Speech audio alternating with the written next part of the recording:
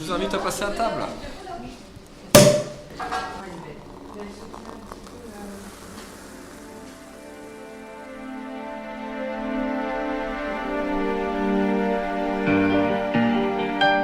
Bienvenue dans l'âme d'une maison, la maison Tétinger.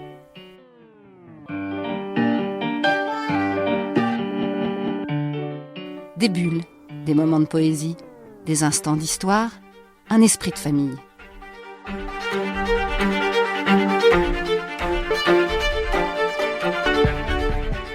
Au cœur des vignobles et au rythme des vendanges, deuxième partie.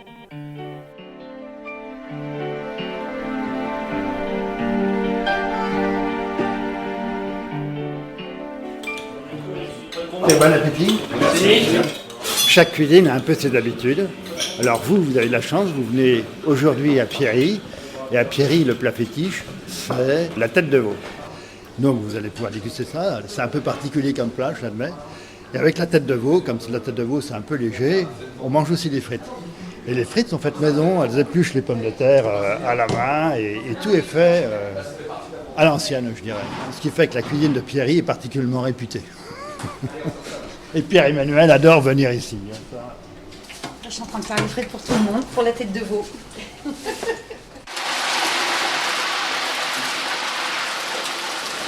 Allez. Bon appétit. Merci. Allez.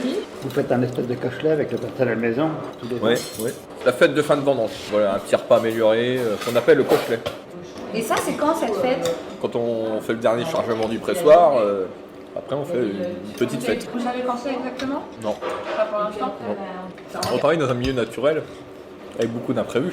On a rentré une belle récolte, maintenant on peut faire la fête du cochelet. Tout n'est pas, on fait des choix de départ, mais après tout ce qui va, les événements qui vont se passer pendant la vendange, qui sont liés au climat, chaud, froid, un peu d'eau, l'évolution elle peut très bien être, être dans le sens de la qualité et puis à un moment ça peut onduler et ça c'est compliqué.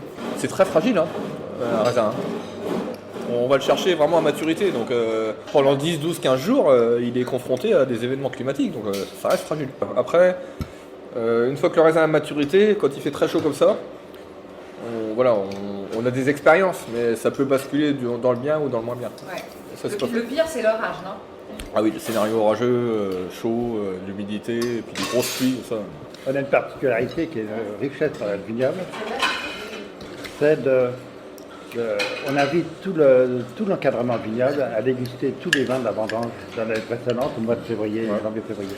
Donc, tous nos vignerons font le lien entre le travail qu'ils font pendant l'année et la qualité des vins qui est issue de leur terroir. Et ça, je pense que ça fait 10 ans qu'on fait ça C'est différemment. rare, mais c'est une bonne chose. Je pense que c'est intéressant. David, vous voyez les frites? Donc David Arvois, moi je suis responsable du vignoble et puis sur la période de récolte, donc responsable du centre de pression agent. Donc on a 3 pressoirs de 8000 kg actuellement, donc il y a 2 qui sont en cours et puis le 3e qu'on vient de voir qui est en cours de chargement.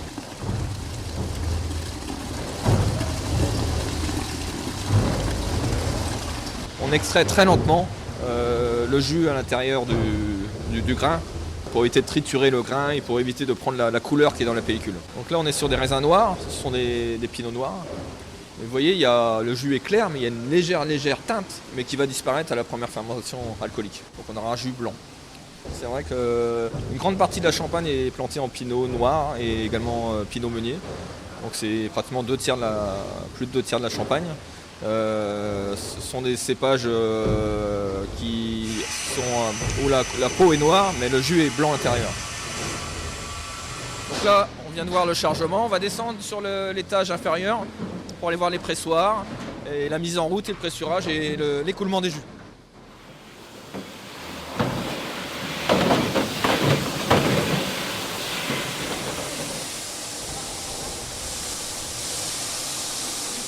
Donc là c'est la période de la retrousse, c'est-à-dire qu'on a une première presse, très lente, très douce, et à un moment donné, pour éviter d'être trop fort en pression, on fait échapper l'air, on fait une retrousse automatique, et on recommence le cycle avec le positionnement du marc et du raisin sur la partie basse, et la vessie qui appuie qui remonte en pression. Donc le bruit qu'on entend, c'est l'échappement de l'air.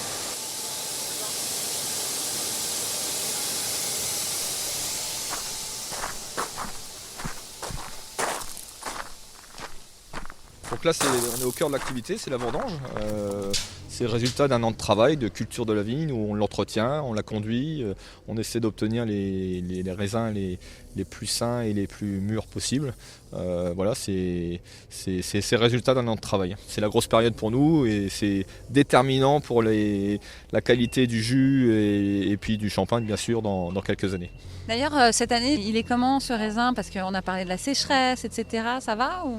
Finalement, ça s'annonce mieux qu'on ne le pensait. Alors, on est toujours un peu pessimiste parce qu'on a peur, mais on a peur d'une dégradation ou d'un mauvais temps pendant cette période de vendange.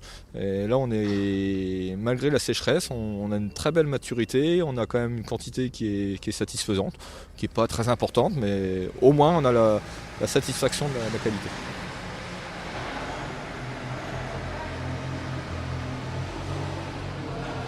Je suis Laurent Doulet, chef vigneron sur la montagne de Reims. Là, on va voir le déroulement du pressoir, l'arrivée des raisins jusqu'à la cuverie.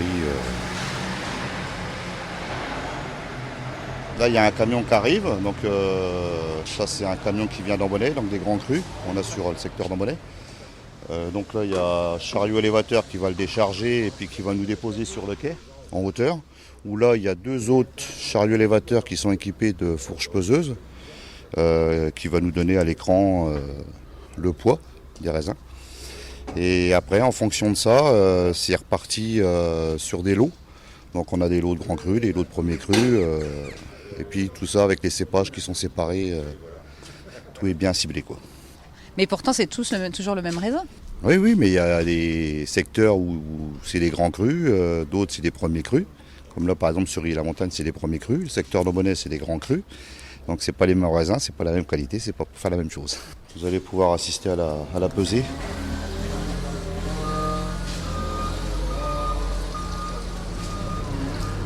Vous faites quoi là, Vincent? On a un livreur qui nous a dit qu'il souhaitait apporter un peu plus de raisins qu'il ne l'avait prévu. Donc comme tout est un peu bloqué sur l'informatique, on doit mettre des surfaces avant les livraisons.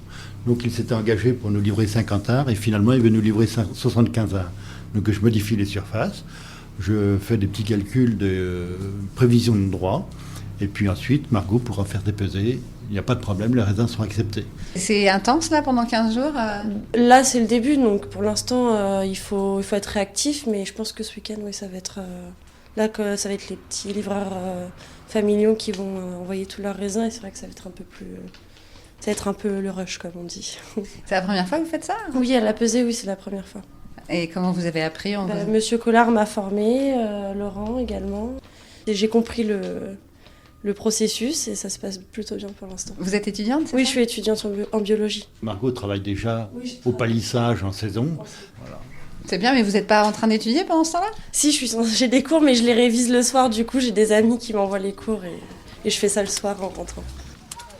Pardon. Bonjour Philippe. Monsieur Collard. Ça va? Ça va et vous? Ça va. Ça, c'est des vignes qui grimpent, hein? Ça va. Oui. C'est plus dur qu'à Cézanne. Ça se passe bien, on va dire, ça se passe bien. Oui. Certains viticulteurs souhaitent, pour aller plus vite pour la cueillette, enlever les feuilles et mettre en évidence les grappes. Nous, on ne souhaite pas le faire parce qu'on considère que ça peut apporter un mauvais goût ou en tout cas que des débris de feuilles peuvent arriver au pressoir avec les raisins et c'est pas satisfaisant. Les feuillages, vous trouvez que c'est bien? Vous trouvez que ça... Les feuillages, si on veut rentrer rapidement on va dire la récolte, oui, pourquoi pas. Bon, après... Il va pas se mouiller, hein? Comment? Un moment. Oui, c'est sur le pied, quoi. Voilà. Bonjour. Qu'est-ce que vous faites? On coupe les vignes, comme ça après on met dans les paniers, après les porteurs petits paniers. Voilà. Chacun son job. Voilà. Pourquoi vous faites ça? Pour gagner de l'argent. Pour l'argent, c'est tout. Et ça vous plaît quand même? Oui. Sinon je l'aurais pas fait. Et vous le faites souvent ou c'était la première fois? Moi l'année dernière j'avais fait... comment ça s'appelle déjà Pressoir. Pressoir, oui. J'avais fait le pressoir. Vous pouvez choisir ce que vous avez envie de faire ou... Oui. On dit, après c'est eux qui choisissent. C'est dur ça, le pressoir? C'est beaucoup plus... Comment je pourrais dire? Technique? Sportif. Sportif. Les grappins pour se laver les mains, c'est quelque chose de parfait. Vous pressurez comme ça, vous les Il n'y a pas de sucre là-dedans, ça colle pas. Donc vous jetez ça et ça vous adoucit les mains, c'est remarquable. Ok, j'y vais.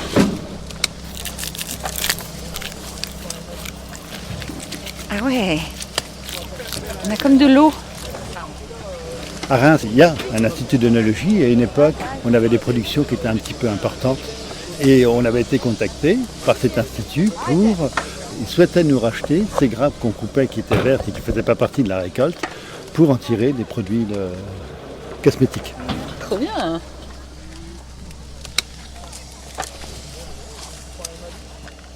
Comment on décide qu'il faut commencer les vendanges? Alors, il y a ce qu'on appelle le banc des vendanges. Donc il y a une grande réunion, on fait le point de la campagne et où effectivement on détermine les dates de vendange. Mais ça c'est un côté traditionnel, en fait ça ne fait qu'enregistrer tout un travail qui a été fait auparavant. À partir du moment où grosso modo on rentre de vacances, on commence à faire des prélèvements dans de nombreuses parcelles et puis on voit si ça fait 5 ou si ça fait 8, 9. Et on suit l'évolution du degré. On connaît à peu près les courbes de degré, on est même capable de prévoir l'évolution du degré à l'avance en fonction de la météo. Il y a le sucre et puis il y a l'acide. L'acide, cette année, était très élevé et puis a mis beaucoup de temps à descendre. Puis il y a une troisième chose que l'on fait, c'est qu'on passe dans les vignes et on goûte le raisin.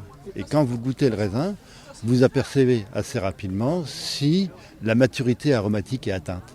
Parce que la maturité des sucres, la maturité des arômes, la maturité des acides, tout ça, la maturité de différents éléments, elles ne sont pas uniques, elles sont décalées dans le temps.